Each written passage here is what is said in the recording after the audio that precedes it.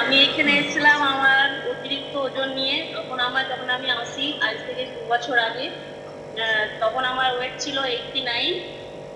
আমি 2 মাসে প্রথমে 4 কেজি ওয়েট লস করেছি, বাকিটা তারপর 17 কেজি লস করেছি 4 মাসে। টোটাল আমার 26 কেজি ওয়েট লস হয়েছে।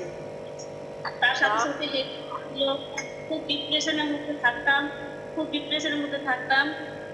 সবসময় একটা মনমরা ভাব থাকতো, কিছু ভালো লাগতো না, কেউ কথা বললে খুবই বিরক্ত লাগতো, মানে নিজের প্রতি একটা একটা রাগ রাগ ভাব থাকতো। ঠিক আছে, বাড়িতে একা, কেউ কথা বলার থাকেনি।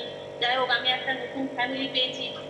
ফ্যামিলি প্রত্যেকটা মানুষের সঙ্গে ভালো করে কথাবার্তা বলা, এখানে প্রত্যেকটা মানুষ।